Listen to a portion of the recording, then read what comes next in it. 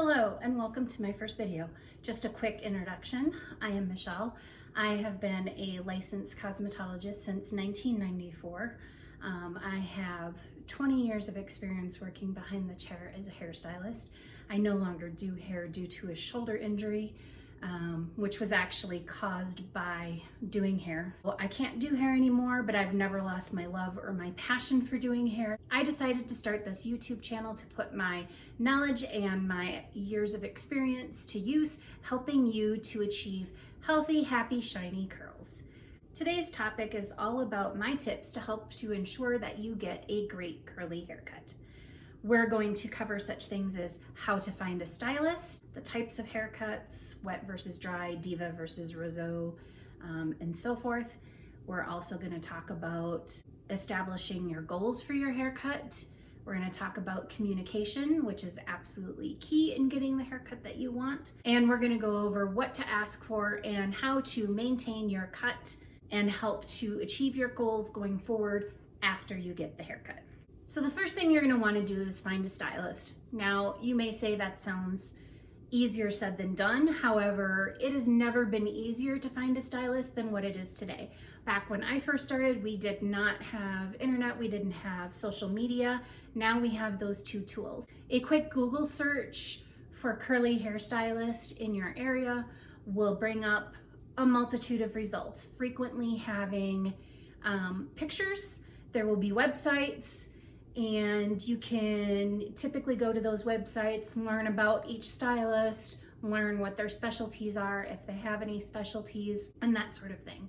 So I highly recommend just doing a quick Google search and then start looking through the website, seeing if you can find Instagram accounts or Facebook accounts where they put their work so that you can see if you like their work. So to cover the type of cut, when you're doing your search, if you know you want a diva cut, you would search up diva cut so that you can make sure that the stylist that you're looking for or the stylist you're interested in has the training necessary to give you that haircut. If you want a Rizzo cut or Rizzo, I'm actually not sure how to pronounce that, so please excuse my mispronunciation.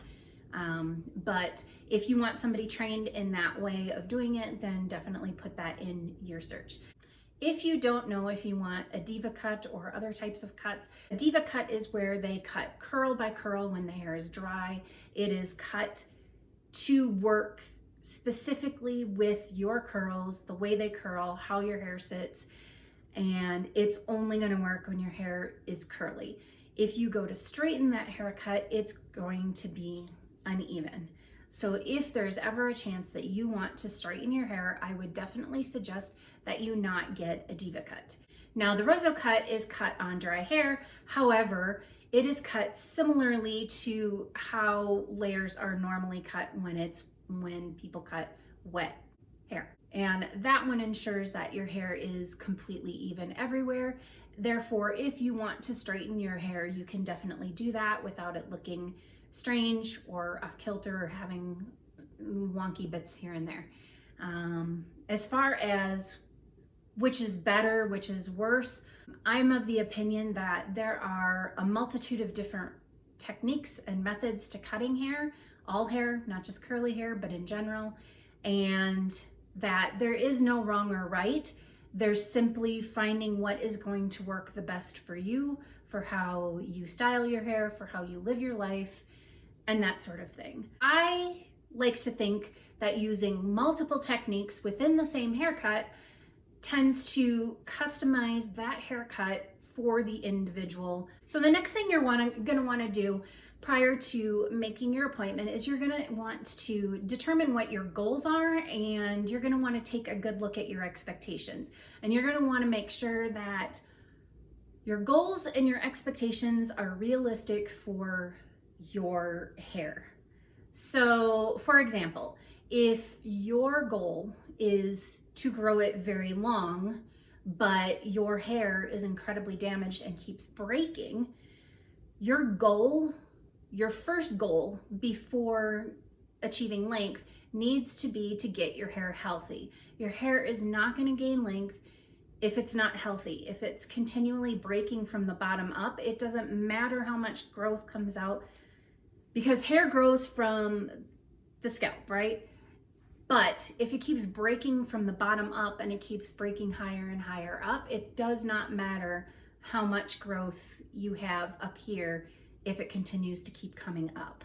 So you need to make sure that those get in great, that your ends get in great condition, that the damage gets cut off, and you're going to want to cut it off up above where you have damage, because you don't want those damaged bits to go higher. For example, a split end.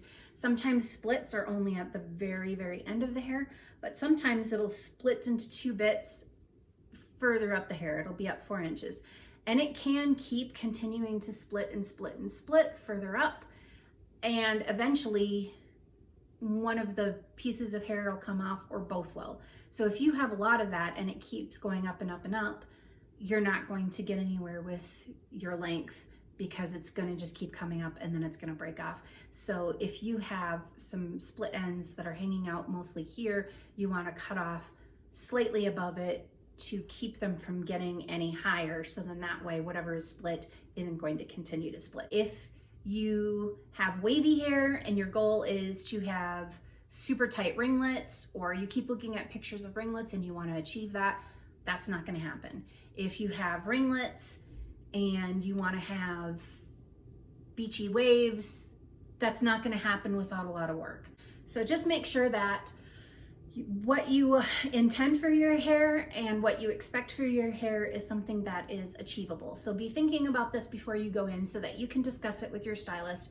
They should be able to communicate with you what is going to work with your hair, what is not going to work with your hair, what's achievable, and you can go from there. Another thing you're going to want to do is find pictures. So hairdressers are visual people. We can go by descriptions, however, pictures are much more helpful. They're helpful for you and they're helpful for us. Part of the reason is terminology that we use gets used by lay people and not necessarily correctly. So if you're using a terminology and you think that you know what it means, but we know it to mean something completely different, and if we go to give you that, you're not going to be very happy with it. It's best to find a picture to help show what it is that you might not be able to verbalize. So when you're looking at pictures, again, be realistic, stick with pictures of hair that is similar to yours. So if your hair is wavy, find pictures that are wavy. If your hair is tight curly, find pictures that are tight curly, and be looking at things like the overall shape. Do you like the layers, the movement, the bounce, the length, the volume? What is it that you like? Be able to say what it is that you like about this picture. Now, once you have done all the preparation for your haircut, the next thing you're going to want to do is try to book for a consultation. Most salons should allow you to book for a consultation. This should be a free of charge short appointment lasting 15 minutes or less, where you can meet the stylist, you can bring in your pictures, you can talk about your goals, talk about your lifestyle. They can get a look at your hair, go in with it styled curly, how you like to wear it. I would suggest not going in with it too many days away from wash day, just because having slept on it can affect how it lays or anything else that you've done with it. So the closer it is to freshly washed and cleaner, the easier it is for them to be able to see how much it shrinks and bounces, how it lays kind of naturally without having been affected by being pulled back so that you can work out, or being put in a bonnet overnight so that you can sleep. So definitely go in with your hair curly and styled how you typically wear it. Let them see your hair so that they can take a look at it. You're going to want to talk about what your goals are and what your expectations are. Be prepared to ask a lot of questions as well. If you don't have any questions going into it, that's fine. But as they're asking questions and questions arise, by all means, ask them questions. Stylists don't mind being asked questions. We would much rather have a very lengthy consultation with lots of questions and have you be happy in the end than have the consultation be rushed and not thorough and what you expected is not what you wind up getting. So make sure you ask questions. Okay. So based on my years of experience, one of the things that I always encountered was problems with length. People would come in and complain to me that their last haircut, the person cut their hair way too short, especially with curly hair, because it does shrink and bounce. Like it might start off, you know, waist length, but when it's dry, it curls up to about here.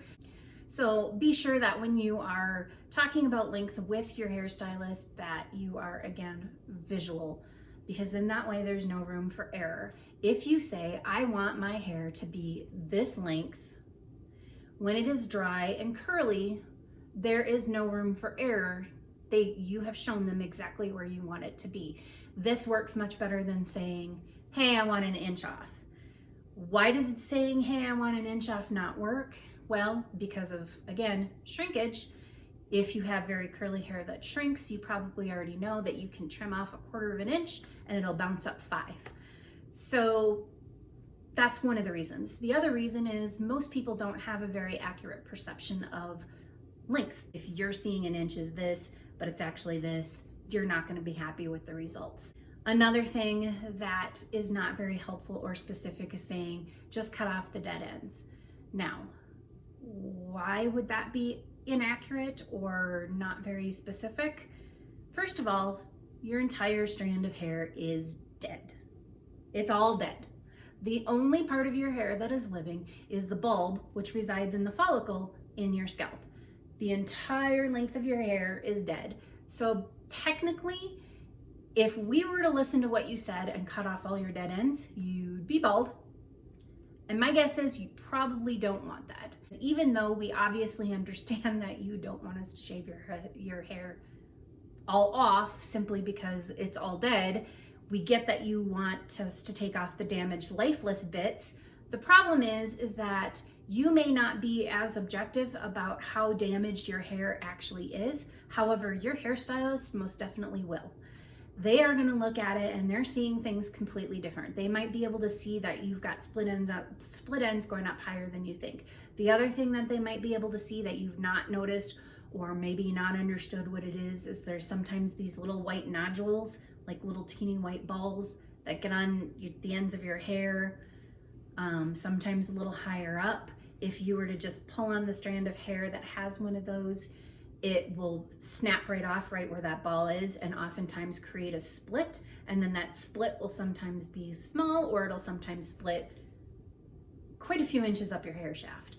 So those are the things that we are looking at. We are also feeling it, and if we can feel a perceptible change from your scalp to your mid-lengths to your ends and how the condition of your hair feels, we're likely going to consider that to be the dead ends or the damage ends, and that's where we're going to want to cut it off to ensure that your hair is the healthiest that it can be as you move forward, especially if you want to try to gain length. So if you are not wanting us to cut off the 5 inches that we think is damaged versus the 1 inch that you think is damaged, then that is a conversation that you definitely need to have. I would definitely ask the stylist what are their views on how much damage that they think that you have, how much they think you need to have come off. If that is not something you're willing to take off at that point in time, I would suggest, and something that I have done with my clients in the past, is I would work with my clients. I would tell them, okay, I get that you are not ready to lose this length, so we'll take off. Usually it's an amount somewhere between what I want to take off and what they want to take off. And then I have them come back in more frequently so that we can try to get on top of the damage and get out ahead of it so that it doesn't keep moving up the hair strands. And that can be something that you can work out with your hairstylist. Most of the time when I did this, I only had to have them come back a couple more times after that before they said, you know what, let's just do it. Let's just get rid of it, because they were seeing that it was starting to look better as more and more of that damaged hair came off. And they were also getting comments, positive comments from people that they knew about how much better their hair was looking with losing some of that damaged stuff on the ends. So that is something that you definitely are going to want to work out with your hairstylist, and why you need to be specific instead of simply saying cut off the dead ends. So my next point is what kind of haircut to ask for. So I find for most hair, straight, curly, super tight, kinky, curly, layers is almost always the best. Layers are going to help with the weight of the hair so that the curls are better able to bounce up, especially if you have loose curls or waves. It's going to give a much better shape so that you don't wind up with the dreaded triangle head where you have lots of volume at the bottom and no volume up at the top. I also find that face framing layers tend to really soften the look of the hair and soften your face as well. The layers are what I find to work best. Now, if you want layers and you're not too sure about layers, long layers is a good option for you to go when you first start out, because then you can, like my shortest layer is probably up here and then my length is down here. So that's quite some distance in between the two. You can do long layers that are more like in this region, so that you can get a feeling for what layers are like if you're too scared to really commit and you're too worried about what it might look like. One thing to not ask for when getting layers is to ask for one layer, or I want 2 layers. I will post a picture here somewhere. I will try to put a picture up here of what that would look like if we actually did that. Layers don't work like that. They just don't. So before a shears or hair cutting scissors ever get anywhere near your hair, be sure that you completely understand what is going to be happening. Be sure that you have gone over everything, that you have asked any questions that you have, that the stylist has asked a lot of questions, that they've determined what length you want, what shape you want, whether you want layers. And the other thing that you're going to want to make sure is that you are both on the same page for the haircut for that day, as well as what your plan is long term, like how often you need to get it cut, if you're trying to grow it out based on the level of damage or how healthy your hair is, that sort of thing. So make sure that you absolutely have a very good idea of what's going to be happening, that you feel good and confident going into the haircut. If you do not, definitely ask more questions. Don't let them go anywhere near your head with the shears until you feel comfortable. Once it's cut off, it's gone. You cannot put it back on. So make sure that you know. And the whole point is you do want a great haircut. You've had bad haircut experiences in the past, or you're just starting to wear your hair curly and you're not sure if it's going to look good. So you want to make sure that you are going to get a haircut that you are going to be happy with. Your stylist should be asking you questions. You should be asking them questions. There should be a lot of chatting back and forth in order to determine what you want. 9 times out of 10, a bad haircut comes not from the lack of skill of the hairstylist, but because the consultation was not done effectively. Once you've had your haircut and you look in the mirror and it looks absolutely great, the next thing you're going to want to do is determine how often you're going to need to get your haircut in order to maintain this style and to achieve your future goals. So if you have shorter hair and you want to maintain the shape of it, you're going to want to come in more frequently. If your hair is longer and it's in reasonably good health, you're going to be able to go a lot longer in between haircuts, so long as it's kept in good health and doesn't get damaged, doesn't start breaking. So these are things you're going to want to go over with your hairstylist and know before you leave the salon so that you can plan accordingly. So this concludes my tips for getting a great curly haircut. Incidentally, these tips also work really well for straight hair. So if you are a straight hair person watching this video, these tips will work for you, largely because the bulk of this is all about communicating with your hairstylist. In case I haven't mentioned it before, that is the most important part of getting a great curly haircut. If you liked this video, Please like and subscribe if you would like to see more content like this. I do have other videos coming up that I already have rolling around in my brain.